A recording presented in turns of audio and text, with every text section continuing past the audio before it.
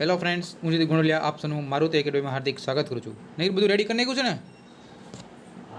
નિખિલ, બધું રેડી કરી નાખ્યું છે ને?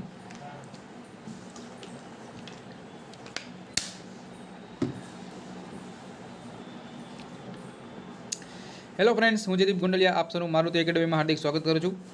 તો વિદ્યાર્થી મિત્રો, આપણું જે પહેલું પેપર છે PTRM polyphase transformer and AC rotating machine, એના વિદ્યાર્થી મિત્રો લાસ્ટ લેક્ચરમાં આપણે જે PTRMમાં બ્રહ્માસ્ત્ર નામનો એક લેક્ચર આપણે જોયો કે જેમાં મેં તમને મોસ્ટ ટાઈમ ટોપિક્સ 7 માર્કના કયા ટોપિક પૂછાય છે, કયા ટાઈપના ક્વેશ્ચન પૂછાય છે, બધાનું આપણે એનાલિસિસ કર્યું. આજના લેક્ચરમાં વિદ્યાર્થીને શું કરવાનું છે કે ઘણા બધા વિદ્યાર્થી મિત્રોને ડાઉટ હતો અને ક્વેશ્ચન નહોતા સમજાતા, એનું આજે છે. તો વિદ્યાર્થી મિત્રો, જે તમે મને કીધા હતા ક્વેશ્ચન એ મેં લખી લીધા હતા અને આજનો લેક્ચર એની માટે જ છે. બહુ મોસ્ટ ટાઈમ ક્વેશ્ચન અને વારંવાર પૂછાયેલા ક્વેશ્ચન. તો વિદ્યાર્થી મિત્રો, પૂરેપૂરો લેક્ચર જો અને વધારે મેક્સિમમ લોકોને શેર પણ કરી દેજો, જેથી બધા લોકો જોડાઈ જાય. તો વિદ્યાર્થી મિત્રો, સૌથી પહેલો ટોપિક 7 માર્કમાં ક્વેશ્ચન પૂછાયેલો અને 4 માર્કમાં પણ ક્વેશ્ચન પૂછાયેલો કે જેનું નામ છે બુકોઝ રિલે. તો વિદ્યાર્થી મિત્રો, સૌથી પહેલાં બુકોઝ રિલે શું છે તમને ખબર જ છે બરોબર. બુકોઝ રિલે છે એ કે ટ્રાન્સફોર્મરમાં આપણે જ્યારે ઇન્ટરનલ ફોલ્ટ આવે, બરોબર છે, તો ઇન્ટરનલ ફોલ્ટ આવે ત્યારે એ ફોલ્ટને ડિટેક્ટ કરવા માટે છે બુકોઝ રિલે. સૌથી પહેલાં સમજીએ what is the function of Buchholz relay, એટલે કે બુકોઝ રિલેનું એનું કામ. તો બુકોઝ રિલે એનું કામ શું છે કે ભાઈ ટ્રાન્સફોર્મરને તેની અંદરના ફોલ્ટ જેવા કે અર્થ ફોલ્ટ, વાઇન્ડિંગ શોર્ટ સર્કિટ, બે ફેઝ વચ્ચેના શોર્ટ સર્કિટ, બુશિંગમાં પંક્ચર, એની સામે રક્ષણ આપવા માટે થાય છે. તો વિદ્યાર્થી મિત્રો, સૌથી પહેલો ટોપિક તમારે શું લખવાનો છે કે ભાઈ સૌથી પહેલાં બુકોઝ રિલે શું છે, બરોબર, આ એનું કામ. બુકોઝ રિલેનું કામ શું છે, કાર્ય શું છે.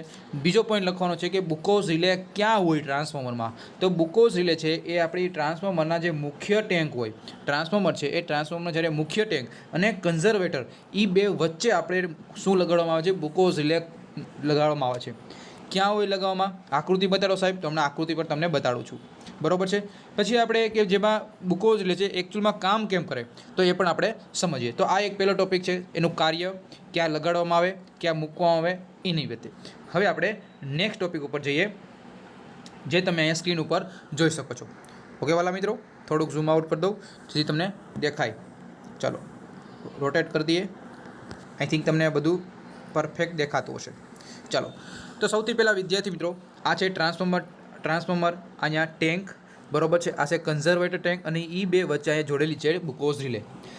બુકોઝ રિલે મેં તમને કીધું એ પ્રમાણે કે ભાઈ સામાન્ય સ્થિતિ હોય જ્યારે ફોલ્ટ આવ્યો નથી, જ્યારે ફોલ્ટ ન હોય ત્યારે બંને ફ્લોટ છે. હવે ફ્લોટ ક્યાં, તો તમને આકૃતિમાં દર્શાવું વિદ્યાર્થીઓ. આ જે બંને આ બુકોઝ રિલે છે એમાં એક અહીંયા તમે જોઈ શકો છો વિદ્યાર્થી મિત્રો, એક આ ફ્લોટ છે, ફ્લોટ નંબર 1, અને આ છે ફ્લોટ નંબર 2. આ બંને ફ્લોટ, બરાબર. જ્યારે ફોલ્ટ નથી આવ્યો ટ્રાન્સફોર્મરની અંદર ત્યારે આ બંને ફોલ્ટ ત્રાસા હોય છે, જેથી બંને સ્વિચ ઓપન સ્થિતિમાં રહે છે. આથી એલાર્મ અને ટ્રીપ પરિપથ એટલે સર્કિટ એ પણ કેવી છે ભાઈ, ઓપન કન્ડિશનમાં હોય છે. બહુ સિમ્પલ સાદી ભાષામાં લખ્યું છે ભાઈ. આની પીડીએફ આપણી મારુતિ એકેડેમી ચેનલમાં મળી જશે, જે આપણી ટેલિગ્રામ ચેનલ છે ને વિદ્યાર્થી મિત્રો, એમાં તમને મળી જશે. હવે જ્યારે કોઈ નાનો ફોલ્ટ આવે ત્યારે ટ્રાન્સફોર્મર ટેન્કમાં આર્કને કારણે ઓઇલનું શું થાય, વિઘટન થાય ભાઈ. જ્યારે આર્ક આવે એટલું થાય ફોલ્ટ થવાનો છે ભાઈ, બરોબર છે. એના લીધે શું થાય, જે ઓઇલનું વિઘટન એટલે કે ઓઇલનો ડાયલેક્ટ્રિક સ્ટ્રેન્થ ઘટવા લાગે અને પરિણામે ઓઇલનું શું થાય, વિઘટન થાય. જેવું આ ટ્રાન્સફોર્મર ટેન્કમાં રહેલા ઓઇલનું વિઘટન થવા લાગે એટલે એમાંથી જે વિઘટન થાય ને વાલા મિત્રો, એટલે શું થાય, એની અંદર ગેસ ઉત્પન્ન થવા લાગે. અને કેટલા હોય તો ભાઈ, ગેસમાં 70% હાઇડ્રોજન ગેસ હોય. કેટલા ટકા, 70% ગેસ હોય. અને ગેસ વજનમાં કેવો હોય, હલકો હોય. ગેસ વજનમાં હલકો હોય એટલા જ માટે આજે ટ્રાન્સફોર્મર ટેન્કની અંદરથી આ ગેસ છે એ ક્યાં જવા લાગશે, ટ્રાન્સફોર્મર ટેન્કમાં ધીમે ધીમે ભેગો થવા લાગશે. ખબર પડે, હા કે ના, ખબર પડી કે નહીં? તો વજનમાં હલકો હોવાથી ઉપરની તરફ કન્ઝર્વેટર ટેન્કમાં જવા પ્રયત્ન કરશે. આ ગેસ બુકોઝ રિલે ઉપરના ભાગમાં શું થાય, એકઠો થાય છે. આથી બુકોઝ રિલેમાં જે ઓઇલનું સ્તર નીચું જાય છે. આથી ફ્લોટ નંબર 1 સાથે જોડાયેલી જે મર્ક્યુરી સ્વિચ છે એ કેવી થશે, ક્લોઝ થશે. શું કામ ક્લોઝ થાય, ખબર પડી હવે શું કામ ક્લોઝ થાય? કારણ કે જે ભાઈ કન્ઝર્વેટર ટેન્કમાં જે ધીમે ધીમે ગેસ ભેગો થવા લાગશે અને એના લીધે મર્ક્યુરી સ્વિચ છે એ ક્લોઝ થવા લાગશે. અને જેવી મર્ક્યુરી સ્વિચ ક્લોઝ થાય એટલે શું થાય, સર્કિટ પણ થાય ક્લોઝ, અને એના પરિણામે શું થાય કે નજીકમાં રહેલા ઓપરેટરને જાણ થાય. આ ટ્રાન્સફોર્મરમાં આંતરિક ફોલ્ટ થયો કહેવાય.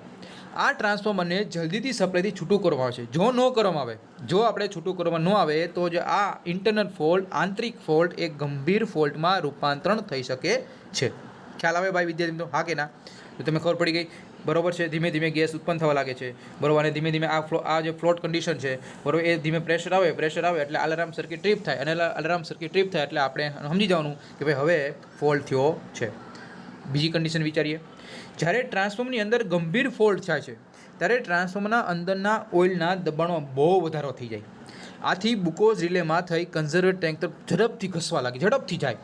આથી બુકોઝ રિલે જે ફ્લોટ નંબર 2 છે એના પર વધારે દબાણ આવી જાય. જો આગળ શું હતું?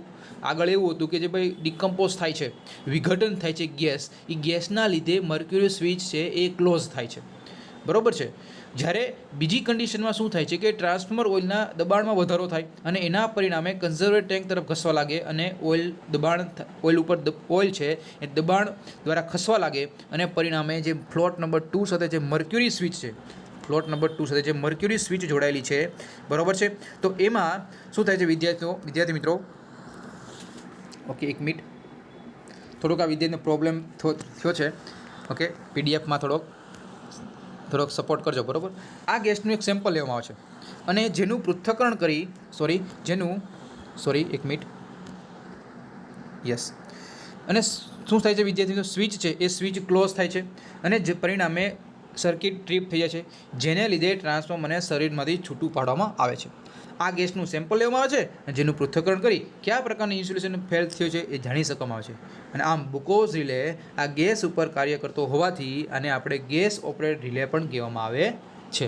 ખ્યાલ આવી ગયો? તો વિદ્યાર્થીઓ બહુ સહેલું છે. જ્યારે તમને બુકોઝ રિલે પૂછાય તો બુકોઝ રિલે સૌથી પહેલાં મેં તમને કીધું એ પ્રમાણે સૌથી પહેલાં આ જે ડાયાગ્રામ છે, ડાયાગ્રામ, પછી એનો આ ટ્રાન્સફોર્મર ટેન્કનો ડાયાગ્રામ, અને અહીંયા તમને બુકોઝ રિલે પણ દેખાડું છું. જો તમે જોઈ શકો છો વિદ્યાર્થીઓ, બુકોઝ રિલે આ એકચ્યુઅલમાં બુકોઝ રિલે આવા પ્રકારની હોય છે. ખબર પડી? ચાલો હવે આપણે નેક્સ્ટ ટોપિક ઉપર જઈએ.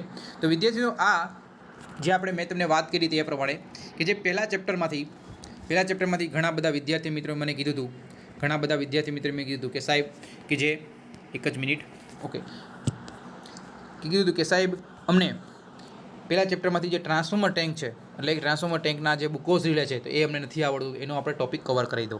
હવે વિદ્યાર્થી મિત્રો કરવાનું છે સ્ટાર્ટિંગ ટોર્ક, કે જે ઘણા બધા વિદ્યાર્થી મિત્રોનો ડાઉટ હતો.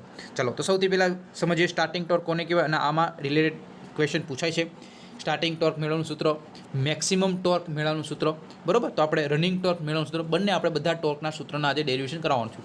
જોતા જો પૂરેપૂરો લેખજો, અને હજુ સુધી મારુતિ એકેડમી ચેનલ સબસ્ક્રાઇબ ન કરી વાલા મિત્રો સબસ્ક્રાઇબ કરી દેજો પ્લીઝ, બરાબર, જેથી તમને બધી નોટિફિકેશન દ્વારા મળતી રહે.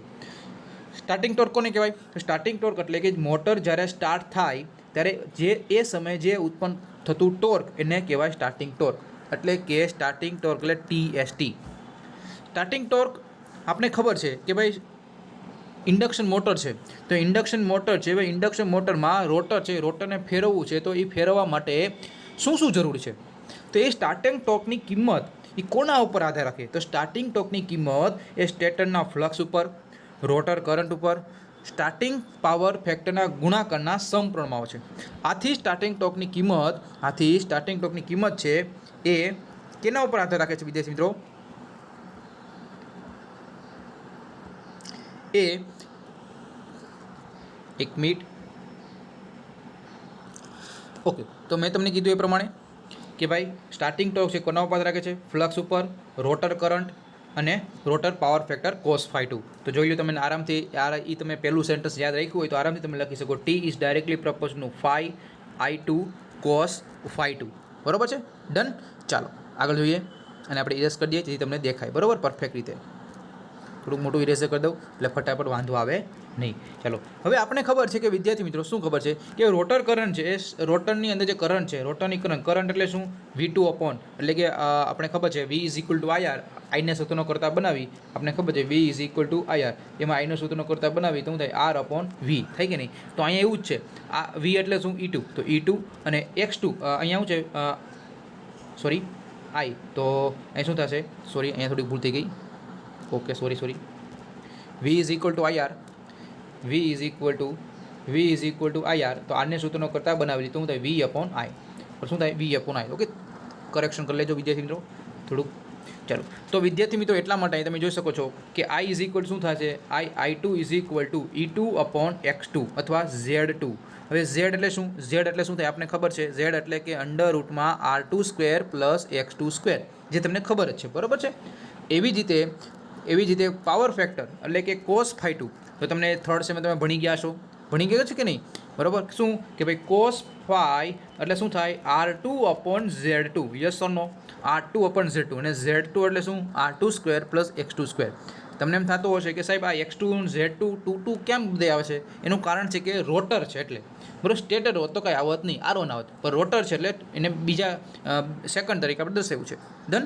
ચાલો, આથી સ્ટાર્ટિંગ ટોર્કની કિંમત K φ E2, જો આ આપણે આ પ્રપોર્શનાલિટી કાઢી નાખીએ એટલે કે એની બદલાવ K મૂકી દીધો, ફાઈ એમને I2 એટલે શું, E2 upon R2² upon X2² એ મૂકી દીધું, cos φ2 એટલે R2 અપોન અંડર રૂટમાં R2² પ્લસ X2² એ પણ મૂકી દીધું.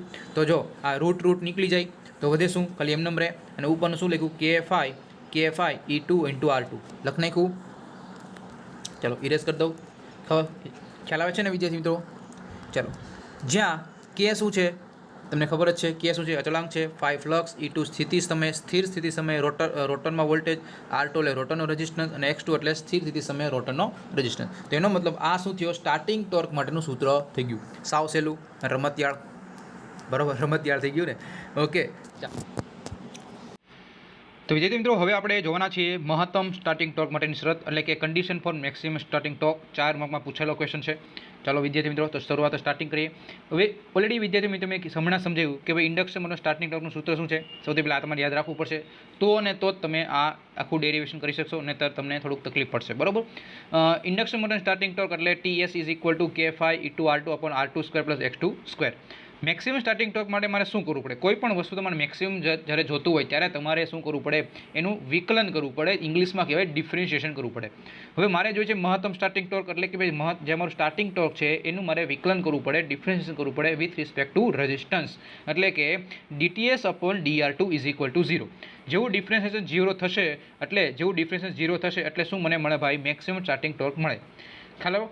તો અહીંયા લખ્યું છે DTS upon DR2 is equal two 0. હવે TS એટલે શું, આ છે, તો TSની જગ્યાએ આખું મૂકી દીધું. જુઓ અહીંયા તમે જોઈ શકો છો.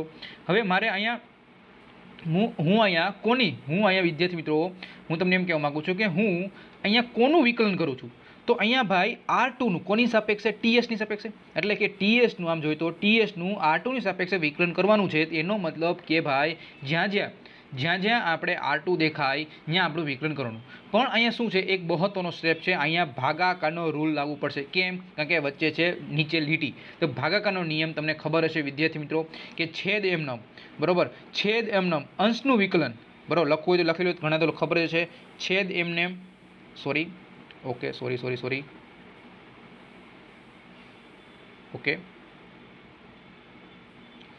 છેદ એમનેમ અંશનું વિકલન, હું બોલતો જાઉં છું, અંશનું વિકલન માઇનસ અંશ એમનેમ છેદનું વિકલન, અને છેદમાં છેદનો સ્ક્વેર, બરાબર છે. ફરીથી બોલું, છેદ એમનેમ અંશનું વિકલન માઇનસ અંશ એમનેમ છેદનું વિકલન, છેદમાં છેદનો સ્ક્વેર, બરાબર છે. તો આવું એક ફોર્મ્યુલા છે. એ ફોર્મ્યુલાના આધારે, આ તો બહુ આપણે સાદી ભાષામાં બોલ્યા, બરાબર છે વિદ્યાર્થી મિત્રો. તો તમે જોઈજો આ છેદ એમનેમ એટલે R2² પ્લસ S2² એમનેમ અંશનું વિકલન. તો અંશ શું છે, K φ E2 R2. તો R2ની સાપેક્ષે R2નું કરું છું, તો R2ની સાપેક્ષે R2 હોય તો શું થાય, એનો મતલબ કે એ જે વિકલન શું થાય, એ જ રહે, એટલે કે 1 થઈ જાય. તમને ખબર હશે કે DXની સાપેક્ષે DX કરવું તો આન્સર શું આવે, 1 આવે. તો અહીંયા એવું જ છે કે R2ની સાપેક્ષે R2 કરવું DR2, તો આન્સર શું આવે, 1 આવે. એટલા માટે અહીંયા 1 કે લખવું કે જરૂરી છે નહીં, બરાબર છે. ખ્યાલ આવી ગયો તમને? ડન. ચાલો, તો અહીંયા એ થઈ ગયું. અને હું જે છેદ એમને અંશનું વિકલન, તો અંશનું વિકલન તમે જો એટલે અહીં 1 થશે. આ R2ની જગ્યાએ 1 લખ નાખું તો વધે શું, K φ E2, તો K φ E2 આવી ગયું, માઇનસનું માઇનસ અંશ એમનેમ એટલે અંશ એમને આવી ગયો, અને છેદમાં એનું વિકલન કરો તો R2 સ્ક્વેરનું શું થાય આપણને ખબર છે, જો અહીં લખ્યું છે કે 3x સ્ક્વેરનું વિકલન કરો તો તમને ખબર છે 3x સ્ક્વેરનું શું થાય, 2 આગળ આવે તો 2 ગુણ્યા 3 ગુણ્યા x, આવું થાય કે નહીં? હા સાહેબ થાય. 3 દૂને 6x, તો અહીં 6. એવી જ રીતે R2 સ્ક્વેર છે તો R2 સ્ક્વેરને શું આવે, 2 આગળ આવતો રહે તો શું આવે, 2R2 આવે કે નહીં? અરે હા કે ના? ખ્યાલ આવે? તો અહીંયા શું આવે છે, 2R2 આવી ગયું કે નહીં? તમે જોઈ શકો છો વિદ્યાર્થી મિત્રો, શું આવે 2R2 અને ઉપરનું તેમને છેદનો સ્ક્વેર, તો જો આખે આખું છે આ R2 square plus x2 square છે એનું મેં છેદ કરી નાખ્યો બરાબર 0. ચલો હવે શું કરું, હવે તમે જોઈ શકો છો વિદ્યાર્થી મિત્રો, હવે આ જે છેદ છે એ છેદનું અહીં 0 વડે ગુણો એટલે આખું 0 થઈ જાવ. વધે શું ઉપર વધે, આ વધે માઇનસ આ વધે, માઇનસ છે માઇનસને આ બાજુ લઈએ તો કેવું થઈ જાય, પ્લસ થઈ જાય કે નહીં? તમે જોઈ શકો ડાયરેક્ટ આ સ્ટેપ આવી ગયું, તમે જોઈ લો આવી ગયું, એને માઇનસની આ બાજુ લઈ ગયું એટલે શું થઈ ગયા, પ્લસ થઈ ગયા, એટલે કે બરાબર ને પેલી સાઈડ. હવે મેં કાપા કૂપી જે કટ થતું હોય કટ કરી નાખો. શું થાય છે કાપા કૂપી, જુઓ તમે K5 ઉડી ગયા, વધે શું અહીંયા 2R2 નો સ્ક્વેર વધી ગયો, અહીંયા R2 square plus x2 square. હવે અહીંયા જો અહીંયા 2R2 સ્ક્વેર છે, અહીંયા 1R2 સ્ક્વેર છે, તો 2R2 માંથી 1R2 સ્ક્વેર ઉડી ગયા તો વધે શું, 1R2 સ્ક્વેર, તો અહીં વધે, અને x2 સ્ક્વેર એમને બરોબર છે પ્લસ x2 સ્ક્વેર, તો વધે શું, અહીંયા આપણે 1 ઉડાડી દે, વધે શું, R2 બરાબર x2. તો આનો અર્થ એવો કે જ્યારે રોટરનો અવરોધ એ રોટરના રિએક્ટન્સ જેટલો થાય ત્યારે સ્ટાર્ટિંગ ટોર્ક મહત્તમ થાય. તો આ એક સ્ટાર્ટિંગ ટોર્ક મહત્તમ થાય એની કન્ડિશન શું છે ભાઈ, R2 બરાબર x2, આ એની કન્ડિશન થઈ ગઈ. ખ્યાલ આવી ગયો? ચાલો હવે આપણે જોવાનું છે રનિંગ ટોર્ક. રનિંગ ટોર્ક માટેની સૂત્રની તારવણી. બરોબર, રનિંગ ટોર્ક હોય તો શું, તો એની માટે જે આપણે જેવડી સ્ટાર્ટિંગ ટોર્ક મેળવવા તો સેમ એ જ વસ્તુ, કાંઈ ચેન્જીસ નહીં, માત્ર ખાલી ડેશ કરી નાખવાનો. શું કરવાનું, ડેશ. જુઓ રનિંગ ટોર્કની કિંમત રનિંગ સમય દરમિયાન એટલે કે જ્યારે રોટર ફરતું હોય ત્યારે શું થાય, તો એ સ્ટેટરના ફ્લક્સ ઉપર આધાર રાખે છે, રોટરના કરંટ ઉપર આધાર રાખે છે અને રોટરના પાવર ફેક્ટર ઉપર આધાર રાખતું હોય છે. તે ગુણાકારના સમપ્રમાણમાં હોય છે અને રનિંગ ટોર્કની કિંમત આ થાય. તો રનિંગ ટોર્ક એટલે TR is equal two flux I2 dash, dash એટલે શું, રનિંગ, cos phi2, સેમ એ જ વસ્તુ વિદ્યુત, કાંઈ ચેન્જીસ નથી, માત્ર ડેશનો પ્રોબ્લેમ. બરોબર, અહીંયા I2 dash E2 dash upon Z2, અહીંયા E2 dash upon R2 square plus x2 square. પણ શું ચેન્જીસ થયો, એ હવે ચેન્જીસ થયો વિદ્યાર્થી મિત્રો. જ્યારે મારો રોટર ફરતું હોય છે ત્યારે શું થતું હોય છે ભાઈ, એમાં સ્ટેટર અને રોટર એનો ડિફરન્સ એટલે એ બે તફાવત, સ્ટેટર અને રોટર વચ્ચે જગ્યા હોય, અને જગ્યાને શું કહેવાય તમને ખબર છે વિદ્યાર્થી મિત્રો, સ્લીપ કહેવાય. હવે રનિંગ હોય તો સ્લીપ તો હોવાની છે, એટલા માટે વિદ્યાર્થી અહીં શું આવ્યું, SE2 આવ્યું, અહીંયા R2 સ્ક્વેર એની જગ્યાએ, અને અહીંયા જ્યારે x2 રિએક્ટન્સ ત્યારે શું આવે, સ્લીપ આવે, એટલે શું આવે x2 નો સ્ક્વેર. એવી જ રીતે cos phi2 ડેશ એટલે કે R2 અપોન Z2, અને Z2 એટલે R2 square plus x2 square, x2 dash square, અને x2 ડેશ સ્ક્વેર એટલે શું થાય, SX2 નો સ્ક્વેર. ચલો સેમ એ જ બધું, તેથી બધીની કિંમત મૂકી દો, તમને બધાની કિંમત મળી ગઈ છે. હા વાલા મિત્રો, શું મળી ગઈ, બધાની વેલ્યુ તમને મળી ગઈ ને. જો cos phi2 મળી, I2 ડેશની મળી ગઈ, બરાબર, બધી વેલ્યુ અહીંયા મૂકી દો, બધી વેલ્યુ મૂકી દીધી તો તમને આવા પ્રમાણે તમને ઇક્વેશન મળશે. તો શું આવ્યું, રોટેટિંગ ટોર્ક અથવા running torque is equal to K phi SE2 upon R2 square plus xx2 square into R2 square plus xx2 square. આ રૂટ ગુણાકાર કરનો એટલે ઉડી જાય, વધે શું, R2 સ્ક્વેર એનું R2 સ્ક્વેર, એટલે R2 સ્ક્વેર આવી ગયા, બે વખત હોય એક વખત લખી નાખવાનું, SX2 સ્ક્વેર બે વખત હોય એક વખત લખી નાખ્યું. ઉપર અંશનો છે, અંશનો બધાનો ગુણાકાર કરી નાખો, લખી નાખ્યું. તો આ તમારું થયું રનિંગ ટોર્ક મેળવવા માટેનું સૂત્ર. ખબર પડી ગઈ? ચાલો હવે એવી જ રીતે વિદ્યાર્થી મિત્રો જોઈએ મહત્તમ રનિંગ ટોર્ક માટેની કન્ડિશન. સેમ એજ મેથડ વિદ્યાર્થીનું કાંઈ ચેન્જીસ નહીં. ઓકે, ઓલું આવડતું હોય તો આ સાવ સહેલું થઈ જાય. ચાલો, ઇન્ડક્શન મોટર રનિંગ ટોર્ક શું છે હમણાં આપણે જોયું, આ તો યાદ રાખવું જ પડશે. Running torque TR is equal to K phi SE2 R2 અપોન R2 સ્ક્વેર પ્લસ SX2 નો સ્ક્વેર. રનિંગ ટોર્ક મેં તમને કીધું એ પ્રમાણે જ્યારે running torque maximum running torque જોતો હોય ત્યારે તમારે શું કરવું પડે, એનું આપણે ઓલામાં શું હતું, R2ની સાપેક્ષે આપણે વિકલન કીધું, અહીંયા આપણે સ્લીપની સાપેક્ષે વિકલન કરવાનું છે. તો સેમ એ જ પ્રમાણે વિદ્યાર્થીઓ અહીંયા TRની જગ્યાએ અહીં લખી નાખ્યું. હવે જો અહીં પાછો ભાગાકાર, તો ભાગાકારનો નિયમ શું હતો સાહેબ, તમને ખબર પડી ગઈ, છેદ એમને, બરાબર, છેદ એમને એટલે R2 સ્ક્વેર આજે છે એ છેદ એમને મૂકી દીધો, અંશનું વિકલન એટલે કે સ્લીપની સાપેક્ષે કરવાનું છે, એટલે સ્લીપ બરાબર 1. તો શું વધે, K phi E2 R2, તો જ્યાં આવી ગયું, માઇનસ અંશ એમને, તો અંશ એમને છેદનું વિકલન, તો R2 સ્ક્વેર, તો અહીંયા R2 સ્ક્વેર છે એની હારે S તો છે જ નહીં, એની સાથે S તો છે જ નહીં, એનો મતલબ શું થઈ ગયું કે એનું વિકલન થઈ જાય અંડું, એટલે 0 થઈ જાય. પણ અહીંયા છે SX2 નો સ્ક્વેર. તો મેં તમને કીધું હતું S હોય બરોબર છે. અહીંયા x2નો સ્ક્વેર છે, જેમ કે r2 સ્ક્વેરનું શું થતું 2r2, તો x2નો સ્ક્વેરનું થાય 2x2 થાય કે નહીં? તો જો અહીં થઈ ગયું નહીં 2sx2નો સ્ક્વેર, બરોબર છે, ખ્યાલ આવે છે? 2sx2નો સ્ક્વેર થઈ ગયો, છેદનો સ્ક્વેર આવી ગયો. ચાલો બધું ઇરેઝ કરી દઈએ જેથી તમને વધારે પરફેક્ટ દેખાઈ જાય. ઓકે, ચાલો પરફેક્ટ દેખાઈ ગયું. આગળ જોઈએ. હવે શું કરવાનું મેં તમને કીધું હતું સેમ ઓલાની જેમ જ આ જે આખું પદ છે એ આની હારે ગુણો એટલે થઈ જાય 0. આ માઇનસ છે ને આ બધું લીધે પ્લસ થઈ જાય. બની ગયા. કાપાકૂપી કરી નાખો. k5 e2r2 k5 e2r2 વધે ખાલી s, તો 2sx2 સ્ક્વેર એટલે એક s અહીંયા છે એક s અહીંયા છે, તો શું થાય s સ્ક્વેર 2s2x2 સ્ક્વેર. આ બને આવી ગયું. તો તમે જુઓ અહીંયા sx2 સ્ક્વેર છે એટલે આવું છે sx2 આવું છે, તો આનું શું થાય s square x2 square.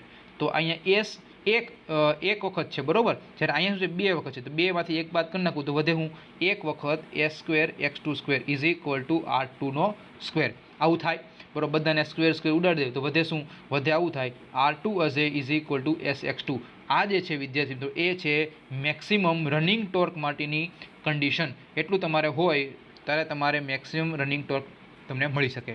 Done. તો વિદ્યાર્થીઓ અહીંયા આપણે 4 ટાઈપના ડેરિવેશન મેં તમને કરી દીધા. જીટીયુમાં પૂછાય તો તમે ભૂકા બોલાવી દેશો, બરાબર છે? ડન. ચાલો હવે આપણે નેક્સ્ટ ટોપિક ઉપર જઈએ કે જે બધા લોકોને 7 માર્કમાં ક્વેશ્ચન પૂછાયેલો હતો ઘણી વખત અને 4 માર્કમાં પૂછેલો ક્વેશ્ચન કે જે ટોર્ક સ્લિપ કેરેક્ટરિસ્ટિક્સ. બહુ બધા વિદ્યાર્થીઓને ડાઉટ હતો કે સાહેબ આ મને નથી આવડતું. ટોર્ક સ્લિપ કેરેક્ટરિસ્ટિક્સ સૌથી પહેલાં વિદ્યાર્થી મિત્રો સૌથી પહેલાં તમારે શું લખવું છે? તો ટોર્ક સ્લિપ, તો સૌથી પહેલાં તમે ટોર્ક સ્લિપની કેરેક્ટરિસ્ટિક જુઓ, સમજો, બરાબર, ટાઈમ નહીં બગાડું, બરાબર. જો આ શું છે? સ્લીપ. અહીંયા છે ટોર્ક, બરાબર છે. તો અહીંયા આપણે ખબર છે સ્લીપ છે એ 0 ની 1 ની વચ્ચે જ હોય, બરાબર. હંમેશા આ સ્લીપ છે એ 0 થી 1 ની વચ્ચે જ હોય, બરાબર. તો અહીં 0.2 0.4 0.6 0.8 અને 1. ઓકે, ચાલો હવે આપણે સમજતા જઈએ કે ભાઈ ટોર્ક સ્લિપ કેરેક્ટરિસ્ટિક શું છે. ઇન્ડક્શન મોટરની ટોર્ક સ્લિપ કેરેક્ટરિસ્ટિક આકૃતિમાં દર્શાવ્યા પ્રમાણે છે, જેમણે મેં તમને બતાવી એ પ્રમાણે. સામાન્ય રીતે ઇન્ડક્શન મોટરનો ટોર્ક કેટલું હોય જે આપણે હમણાં જ્યારે જોયું. હવે જો અહીંયા આપણે કયું સૂત્ર યાદ રાખવું પડે? સ્લીપવાળું, બરાબર, એટલે કે રનિંગ વાળું. તો અહીં રનિંગ વાળું સૂત્ર લખ્યું. હવે જ્યારે આ ઇક્વેશનમાં જ્યારે s બરાબર 0 થાય ત્યારે એનો મતલબ જ્યારે સ્લીપ શૂન્ય હોય ત્યારે. હવે તમે મને કહેજો જ્યારે સ્લીપ શૂન્ય હોય, હવે તમે મને કહો વિદ્યાર્થી સ્લીપ અહીંયા 0 છે, તો અહીં 0 છે તો ટોર્ક કેટલું છે ભાઈ? મેક્સિમમ. હા કે ના? અરે હા કે ના?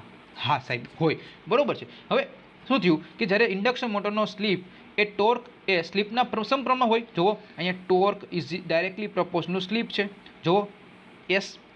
જ્યારે સ્લીપ શૂન્ય, જો સ્લીપ જ શૂન્ય હોય તો ટોર્ક પણ કેવો થઈ જાય? શૂન્ય થઈ જવાનું છે ને. હવે આ 0 હોય તો આ પણ 0 થઈ જવાનું છે.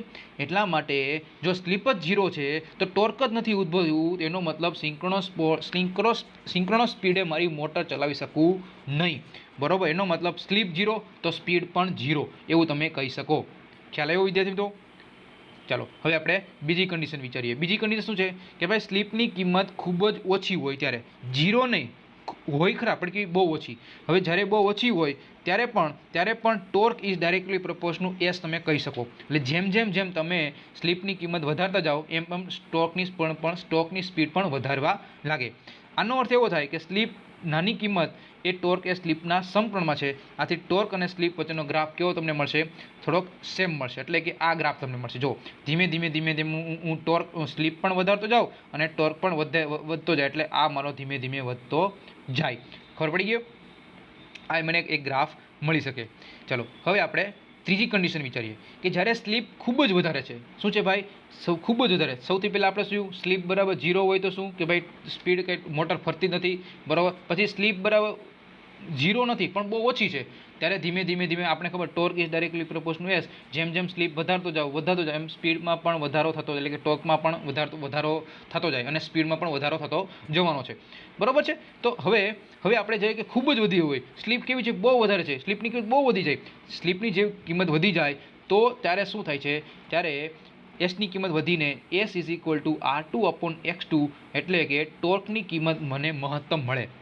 હવે સ્લીપ બહુ વધી જાય એનો મતલબ કે શું થાય કે sx2ની સાપેક્ષે r2 સ્ક્વેરની કિંમત બહુ વધી જાય.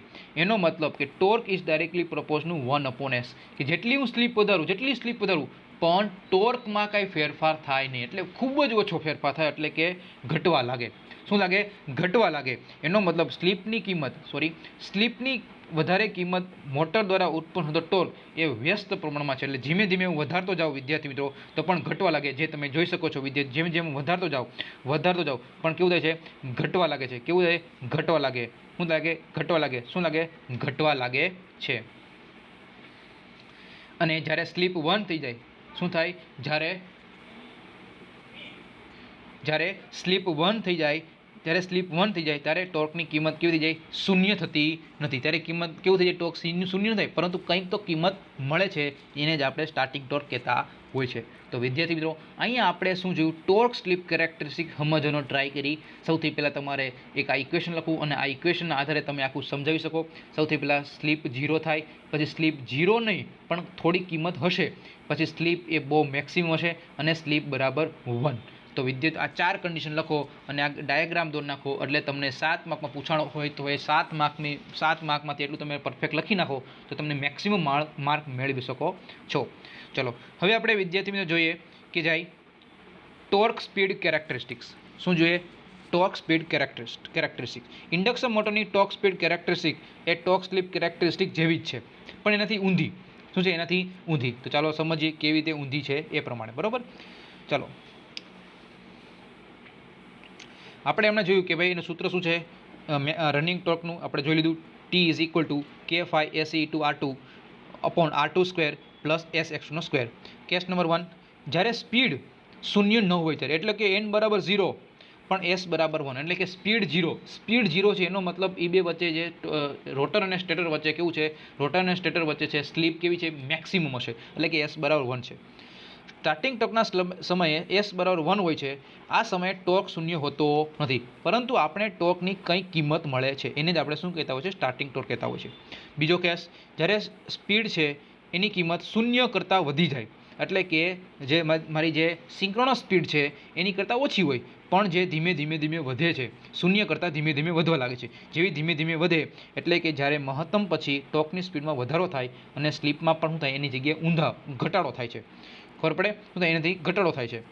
જુઓ, તમે જોઈ શકો છો વિદ્યાર્થીઓ. જુઓ, જ્યારે શું હતું કે જ્યારે તમે જો s = 1 હોય, જ્યારે શું s = 1 ક્યારે હોય? કે જ્યારે n = 0 હોય. બરાબર છે? જ્યારે n = 0 હોય છે ત્યારે સ્પીડ કેવી છે? 0 છે. તો એનો મતલબ s = 1 છે. પણ ધીમે ધીમે અહીંયા જાઓ, જેવી સ્લીપ 1 થઈ જાય એટલે કેવું થઈ જાય? રોટર અને સ્ટેટર વચ્ચે બહુ જગ્યા ઓછી છે, એટલે મતલબ કેવું થઈ ગયો? એ સ્પીડ મારી મોટર છે એ સિંક્રોનસ સ્પીડથી ફરવા લાગે છે, 36 RPM ફરવા મળે છે. તો વિદ્યાર્થી મિત્રો, જેમ હું સ્લીપ ઘટાડવા લાગુ છું, સ્પીડ ઘટાડવા લાગુ છું, તો તમે જો આ ઘટવા લાગે છે વિદ્યાર્થી. જો વધીને ઘટી જાય. બરાબર? કારણ કે રોટર રેઝિસ્ટન્સ પણ એમાં રેઝિસ્ટન્સનો પણ સમાવેશ થાય છે, કારણ કે રેઝિસ્ટન્સ હોય એટલે કરંટનો ઘટાડો થાય એટલે સ્પીડ ધીમે ધીમે ઘટવા લાગે. બરાબર?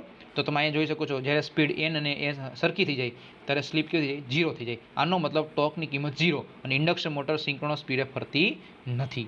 બરાબર છે? ડન. તો વિદ્યાર્થી મિત્રો, અહીંયા આપણે જોયું કે ટોર્ક સ્પીડ કેરેક્ટરિસ્ટિક અને આગળ જોયું ટોર્ક સ્લીપ કેરેક્ટરિસ્ટિક્સ. બરાબર છે? બે આપણે ટોપિક કરી લીધા. હવે ઘણા બધા વિદ્યાર્થી મિત્રોનો ડાઉટ હતો કે સાહેબ કોગિંગ અને ક્રોલિંગ કોને કહેવાય? તો આ પણ 2 કે 3માં પૂછાય, તો એ પણ નાનો ટોપિક છે, કવર કરી દઉં. કોગિંગ કોને કહેવાય?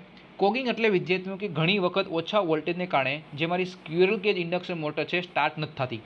આવું સ્ટેટર અને રોટર વચ્ચે મેગ્નેટિક લોકિંગ થવાને કારણે સ્ટેટર અને રોટર વચ્ચે સમાન સ્લોટ સંખ્યા હોય છે અને આ ઘટનાને કોગિંગ કહેવાય છે. કોગિંગ એટલે શું વિદ્યાર્થી મિત્રો? કે ઘણી વખત બહુ ઓછો વોલ્ટેજ હોય. બરાબર? એ બહુ ઓછો વોલ્ટેજ હોય એટલે રોટર ફરે નહીં. રોટર ન ફરે એટલે આપણે ખબર છે કે ભાઈ સ્ટેટર અને રોટર આ શું છે ભાઈ? તમને ખબર છે આ શું છે મારું? બરાબર, આવી રીતે હોય, સ્ટેટર હોય. એવી રીતે રોટર છે, રોટરના પણ શું છે? ખાપા હોય આવી રીતે. બરાબર છે? હવે જો એ સ્ટેટર અને રોટર વચ્ચે સ્ટેટરના જે દાતા છે, એવી જ રીતે રોટરના જે દાતા છે એ બે વચ્ચે જો ફસાઈ જાય, એક બે વચ્ચે ઉપર ઓવરલેપ થઈ જાય એટલે શું થઈ જાય? ફરે નહીં. એ ફરે નહીં એને ઇંગ્લિશમાં કહેવાય મેગ્નેટિક લોકિંગ. અને જેવી મેગ્નેટિક લોકિંગ થાય એ જે ઘટના છે એને જ કહેવાય કોગિંગ ઘટના. ખબર પડી ગઈ? કોગિંગ કોને કહેવાય? યાદ આવ્યું? બરાબર? હવે ભૂલાશે નહીં? ભૂલાય ને? બરાબર. ચાલો આગળ જોઈએ. સમજ શું કહે છે કે જ્યારે સ્ટેટર ઉપરના સ્લોટ અને રોટર ઉપરના સ્લોટની સંખ્યા સમાન હોય અને જો મોટરમાં ટીથ, આને કહેવાય ટીથ, આને કહેવાય સ્લોટ, આને કહેવાય સ્લોટ, આને કહેવાય ટીથ. જ્યારે મોટરમાં ટીથ સામે ટીથ અને સ્લોટ સામે સ્લોટ ગોઠવાઈ જાય એનો મતલબ ચુંબકીય પાથનો જે રિલક્ટન્સ છે એ કેવો થાય છે? મિનિમમ. એના કારણે સ્ટ્રોંગ મેગ્નેટિક ફોર્સ ઉત્પન્ન થાય છે. સ્ટ્રોંગ મેગ્નેટિક ફોર્સ ઉત્પન્ન થવાને લીધે એ ટોર્કની કિંમત ખૂબ જ વધી જાય અને સિંક્રોનસ ટોર્ક જે પહોંચી જાય. આથી ટોર્ક છે એટલે કે મોટર છે એ સ્ટાર્ટ થઈ શકતી નથી અને આ ઘટનાને કોગિંગ કહેવામાં આવે છે. આ ઘટના સારી ખરાબ? ઓબ્વિયસ છે કે ખરાબ છે. તો આ ઘટનાને નિવારવી હોય તો, ન કરવી હોય તો એનો માટે એક જ રસ્તો છે કે ભાઈ જ્યારે તમે ઇન્ડક્શન મોટર ડિઝાઇન કરો એ સમયે સ્ટેટર અને રોટરના સ્લોટની સંખ્યા સમાન નહીં રાખવાની. બરાબર? ચાલો હવે નેક્સ્ટ ટોપિક છે ક્રાઉલિંગ. ક્રાઉલિંગ કોની કહેવાય? ક્રાઉલિંગ એટલે કે ઇન્ડક્શન મોટર તેની સામાન્ય ગતિ, બરાબર, એની 7મા ભાગ જેટલી ગતિ ફરવા લાગે એને કહેવાય ક્રાઉલિંગ. એટલે કે જેમ કે તમારી 700ની સ્પીડ છે, મારે 700 રોટેટિંગ સ્પીડ મારો રોટર ફરે છે, હવે એની 7મો ભાગ એટલે કે 100, બરાબર, તો આ ગતિએ ફરવા લાગે તો એ ઘટનાને ક્રાઉલિંગ કહેવાય. સમજીએ શું છે.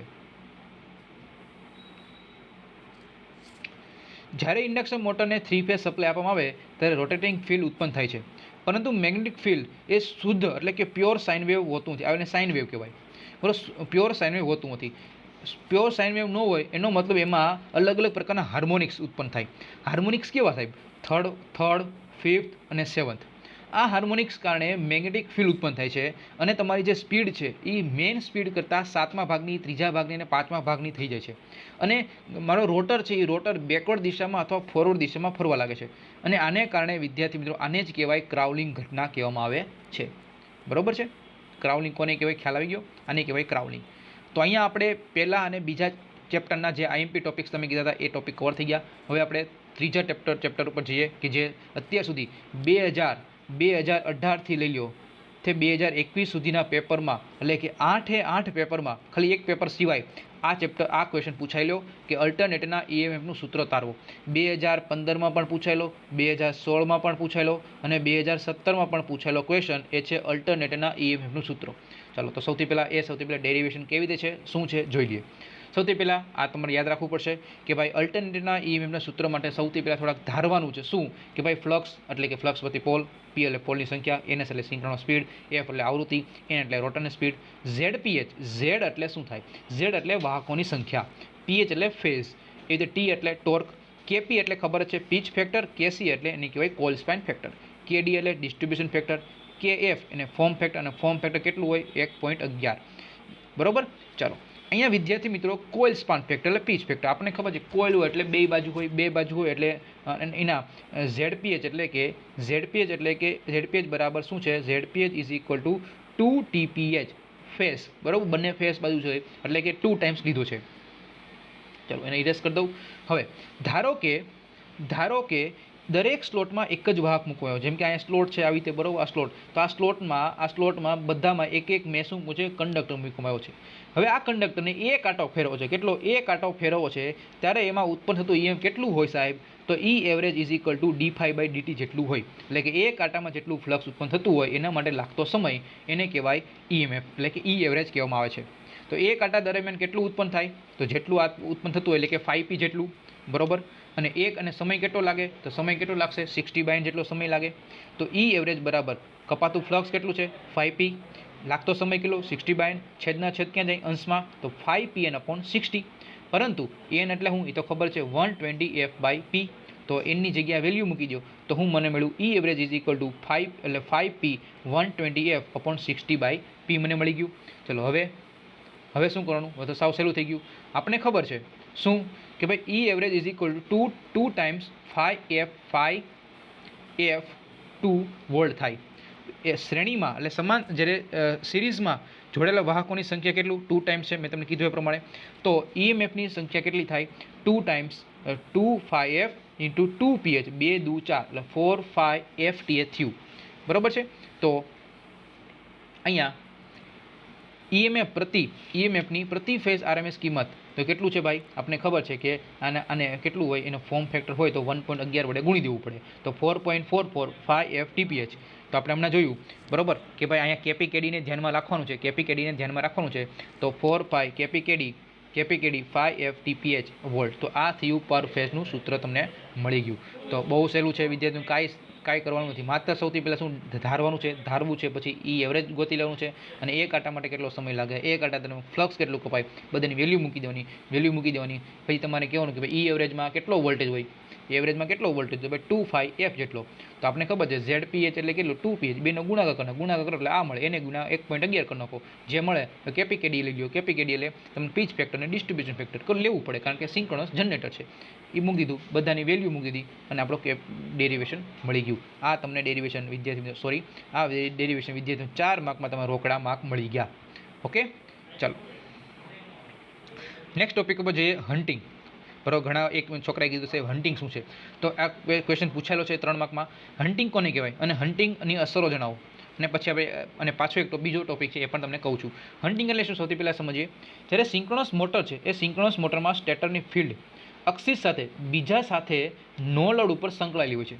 જ્યારે મોટર ઉપર વધારે લોડ વધી જાય ત્યારે રોટરની ફિલ્ડ અક્ષિસ સ્ટેટર ફિલ્ડની અક્ષિસ સાથે પાછળ પડે છે, અને એ જે પાછળ પડે છે એટલે થોડા એંગલથી પાછળ હોય છે, એને લોડ એંગલ કહેવાય, જેને ડેલ્ટા વડે દર્શાવવામાં આવે છે. હવે જ્યારે મોટરના લોડમાં અચાનક બદલાવ આવે ત્યારે રોટર પોતાની નવી જે સ્થિતિ આવવાનો પ્રયત્ન કરે, પરંતુ રોટર પોતાનું એક વજન છે, પોતાનું જડત્વ છે, એના કારણે એ મૂળ સ્થિતિમાં આવી શકતું નથી. એના કારણે શું થાય છે, આજુબાજુ આવી રીતે રોટર ફરવા લાગે છે, આંદોલિત થાય, અને એને જ કહેવાય હન્ટિંગ કહેવાય. શું કહેવાય? હન્ટિંગ. બરાબર છે. ફરીથી સમજાવું, હન્ટિંગ કોને કહેવાય. સિંક્રોનસ મોટરમાં જ્યારે લોડમાં અચાનક ફેરફાર થાય અને રોટરમાં આંદોલન ઉત્પન્ન થવા લાગે, આંદોલન એટલે કે ધીમે ધીમે ઓસિલેશન થવા લાગે, આ રોટરના નવી સ્થિતિની આસપાસ થતા આંદોલન, એને કહેવાય હન્ટિંગ. આ ઘટનાને સ્વિંગિંગ પણ કહેવામાં આવે છે. આ હન્ટિંગની અસરો કઈ છે? સૌથી પહેલાં તેના લીધે સિંક્રોનસ મોટરના સિંક્રોનિઝમમાંથી ખસી જવાની શક્યતા વધી જાય છે, કારણ કે સિંક્રોનસ સ્પીડથી ફરતી હોય મારી મોટર, અને જો સિંક્રોનસમાંથી વયું જાય તો રોટર છે એ ડેમેજ થવાના 100% ચાન્સીસ રહે. પછી એમાં સપ્લાય વોલ્ટેજમાં બદલવાની શક્યતા છે, રેઝોનન્સ થવાની શક્યતા વધી જાય છે, મોટરમાં યાંત્રિક એટલે મિકેનિકલ સ્ટ્રેસ ઉત્પન્ન થઈ શકે, મિકેનિકલ લોસ ઉત્પન્ન થાય, અને અચાનક તાપમાનમાં બહુ વધારો થઈ જાય. ડેમ્પર વાઇન્ડિંગ કોને કહેવાય? બરાબર, ડેમ્પર વાઇન્ડિંગ કોને કહેવાય? આ પણ ટોપિક છે. ડેમ્પર વાઇન્ડિંગ એટલે શું? ડેમ્પર વાઇન્ડિંગ એટલે એને આપણે રોટરમાં મૂકવામાં આવે છે, કે જેમાં ડેમ્પર વાઇન્ડિંગ એ કોપરના સળિયા જેવું કામકાજ છે, કે જે પોલ શૂની મદદથી સ્લોટમાં મૂકવામાં આવે છે. હું ડેમ્પર વાઇન્ડિંગ ન મૂકું તો શું થાય? એટલે કે ડેમ્પર વાઇન્ડિંગના કાર્ય શું? તો ડેમ્પર વાઇન્ડિંગ એ સ્ટાર્ટિંગ ટોર્ક પૂરો પાડે છે, અને આ હન્ટિંગ જે આપણે કીધું ને, રોટર જે ફરે છે એ રોટરનો ઓસિલેશન થવાની અથવા સ્વિંગિંગ થવાની ઘટનાને ઓછી કરે છે. એટલે બહુ ડેમ્પર વાઇન્ડિંગ મૂકવું જરૂરી છે. હન્ટિંગની અસર દૂર કરવા માટે ડેમ્પર વાઇન્ડિંગનો ઉપયોગ કરી શકીએ છીએ. જ્યારે રોટરમાં ઓસિલેશન ઉત્પન્ન થાય ત્યારે હન્ટિંગ શરૂ થાય ત્યારે ડેમ્પર વાઇન્ડિંગ એ ફરતા ચુંબકીય ક્ષેત્રે સાપેક્ષમાં ગતિ ઉત્પન્ન થાય છે, અને એના કારણે જે ડેમ્પર વાઇન્ડિંગમાં EMF ઉત્પન્ન થાય, અને એના લીધે શું થાય છે કે ડેમ્પર વાઇન્ડિંગના જે ઉત્પન્ન થતું EMF એ આના કારણે જે મેઇન જે EMF છે એનો વિરોધ કરે, અને એને હન્ટિંગ કહેવાય, અને પરિણામે જે ઓસિલેશન થતું હતું એ ઘટી જાય. કોના લીધે? ડેમ્પર વાઇન્ડિંગના લીધે. હવે તમારો ફેવરિટ અને તમારા બધાનો મોસ્ટ ટાઈમ્પી ક્વેશ્ચન આવી ગયો, વી કર્વ અને ઇન્વર્ટેડ વી કર્વ. શું છે ઇન્વર્ટેડ વી કર્વ? તો વિદ્યાર્થી મિત્રો, જે સિંક્રોનસ મોટરમાં જ્યારે અલગ પ્રકારે જ્યારે સિંક્રોનસ મોટરમાં જ્યારે જનરેશન સાઇડ આપણે સપ્લાય વોલ્ટેજ આપતા હોય છે, એટલે કે એક્સાઇટેશન આપતા હોય છે, તો એક્સાઇટેશન સમયે એમાં તમારે આર્મેચર કરંટ, પાવર ફેક્ટર એમાં ફેરફાર થતો હોય છે.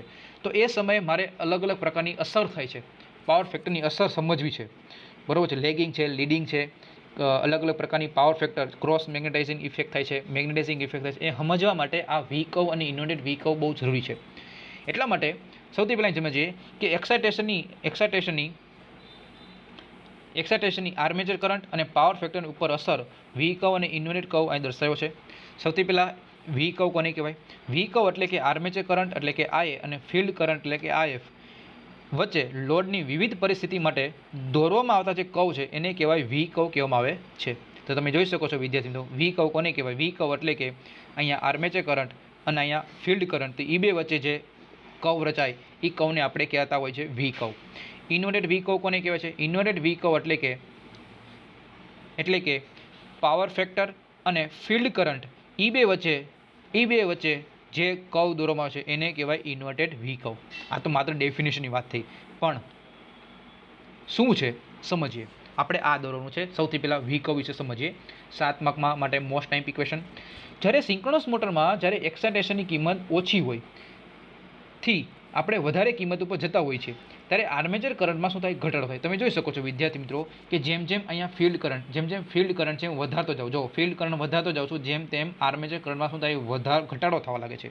જે કીધું અહીંયા એ પ્રમાણે જેમ તમે એક્સાઇટેશન વધારો એટલે કે ફિલ્ડ કરંટ વધારો છો એમ કરંટમાં આર્મેચર કરંટમાં ઘટાડો થવા લાગે છે. આર્મેચર કરંટમાં ઘટાડો થવા લાગે અને યુનિટી પાવર ફેક્ટર ઉપર કિંમત લઘુત્તમ થઈ જાય. એટલે કે અહીંયા આ શું છે?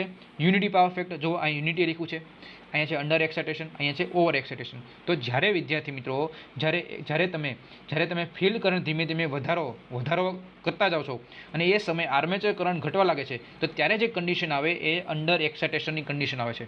અને જ્યારે સાવ ઝીરો થઈ જાય એટલે કે યુનિટી પાવર ફેક્ટર તમને જોવા મળે છે. એક્સાઇટેશનની કિંમત એ ફિલ્ડ કરંટ બદલીને મેળવી શકાય છે. જે આકૃતિમાં તમે જોઈ શકો છો. આર્મેચર કરંટ અને ફિલ્ડ કરંટ વચ્ચે જે ગ્રાફ દોરવામાં આવે છે તો આ જે કર્વ તને મળે છે આને કહેવાય, જો વી શેપ મળે છે કે નહીં તો એને કહેવાય અંગ્રેજીમાં મૂળાક્ષર વી જેવો આકાર દે છે એટલા માટે આને કીધો વી કર્વ. બરાબર છે.